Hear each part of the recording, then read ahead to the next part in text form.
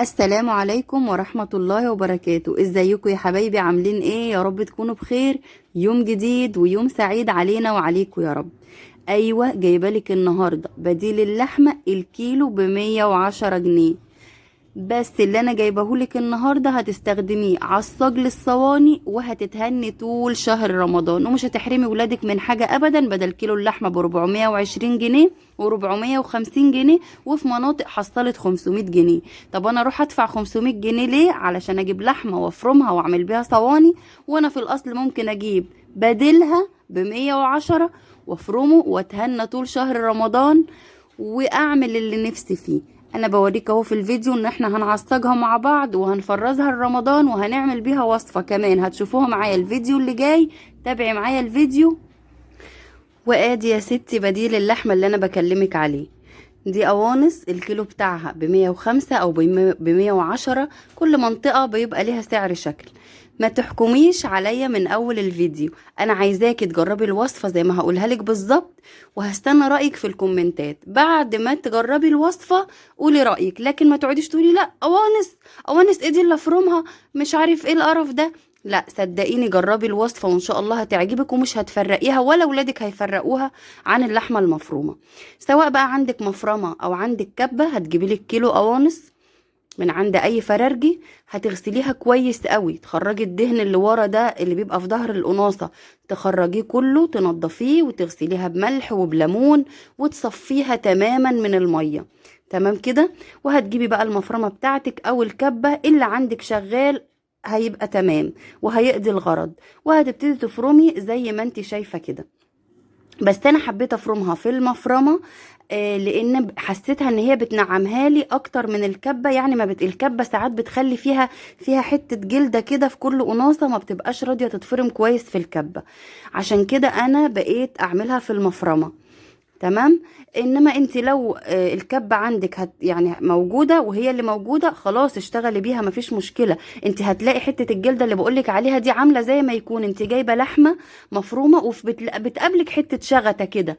عارفين الحكاية دي ممكن تكون قابلتنا كلنا كتير. خلاص. اهي مالها بقى اتفرمت اهي، لحمة دي ولا مش لحمة؟ ده شكلا. طيب تعالي بقى لما نعملها بقى ومضمونا ونطبخها هتبقى كمان لحمة شكلا ومضمونا. انا عندي ده كان كيلو وربع قوانص. دي طبعا كنت انا واخداها من الفراخ اللي كنت مربياها، اللي دبحناها معاكم من كام فيديو كده لدورة رمضان. فروحت واخدة القوانص. احنا ملناش طبعا تقل عليها ان احنا ناكلها كده مع الكبدة، وطبعا اللحمة غالية زي ما انتوا شايفين. فانا بعملها وبعمل بيها جلاش وبعمل بيها رقاق وبعمل بيها بشاميل، وبتبقى زي الفل. ما حدش اصلا بيفرقها ولا يعني يجي يقولك مثلا حد ياكل من الصينيه اللي انت عاملاها ويقولك لا لا دي مش لحمه مفرومه. لا، محدش بيقول كده تماما. اي حد مش عارف هي ايه بياكل على انها لحمه مفرومه ونفس الطعم ونفس القوام وكل حاجه. خلاص. الكيلو القوانص حطي عليه كيلو بصل. ليه؟ علشان يعني تضاعفي حجمه. وفي نفس الوقت البصل بيبقى بيخلي الحاجة مسكرة جدا.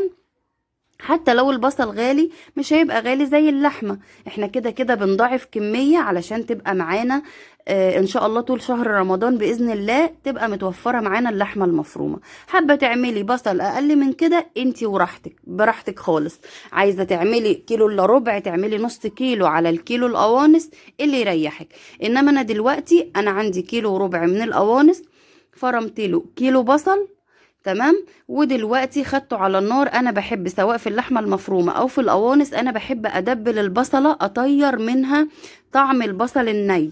انتوا عارفين ان البصل اكيد طبعا بيكون له طعم وريحه وهو ني. فانا ما بحبش ان انا احط اللحمه الاول وبعدين انزل عليها بالبصل واقلبه تقلبتين كده، بحس ريحه البصل لسه موجوده فيه. فانا بطبعي بحب انزل البصل الاول في الماده الدهنيه اللي انا هشتغل بيها، واطير منه ريحه البصل ويدبل معايا كده، واروح نازله عليه باللحمه المفرومه او بالقوانص المفرومه اللي يعجبك. تمام كده. هقلب بقى كويس، هقلبهم كويس قوي في بعض لحد ما احس ان القوانص دخلت في سوا ولونها غير معايا. هبتدي احط التوابل بتاعتي بقى، ملح وفلفل اسود والسبع بهارات. عندك بهارات فراخ حطي، لان بهارات الفراخ بيكون فيها روزماري وبيكون فيها يعني بهارات طعمها حلو، فبيبقى بتخلي لك طعم القوانص تمام. يعني رايح كده ناحية اللحمة بصاروخ، رايح ناحية طعم اللحمة، رايح لها كده بصاروخ. وبحط كمان مكعب مرق، مش عايزة تحطي مرق او ما بتستخدميهاش براحتك، هي طعمها مع السبع بهارات والملح والفلفل الاسود بيبقى خرافة. انا بس عايزاكي تجربي الوصفة، واوعي تحكمي عليا في الكومنتات قبل ما تجربيها. دلوقتي بعد ما القوانص خلاص كده حسيت ان هي استوت ولونها غير وحطيت لها بهاراتها والملح وكل حاجة تمام، هبتدي في الاخر خالص بقى قبل ما اطفي بثواني كده او بدقيقة، هروح حاطه عندي فلفل الوان احمر واصفر، وكمان فلفل رومي اخضر، وعندي قرن فلفل حامي. القرن الفلفل الحامي ده طويل وبرده اختياري، لو انت مش بتحبي الحاجه سبايسي بلاش تستخدميه. وهقلب كده كويس يعني نص دقيقه ولا دقيقه، علشان الفلفل ما يبقاش مهري معايا ويبقى محتفظ بشكله كده وبطعمه. وهقلب زي ما انت شايفة وهطفي عليها، وكده بقى عندي بدل كيلو اللحمة المفرومة بقى عندي 2 كيلو. وبكام؟ ب110 ولا ب105 زي ما قلتلك، لان كيلو بصل وكيلو قوانص ادي 2 كيلو.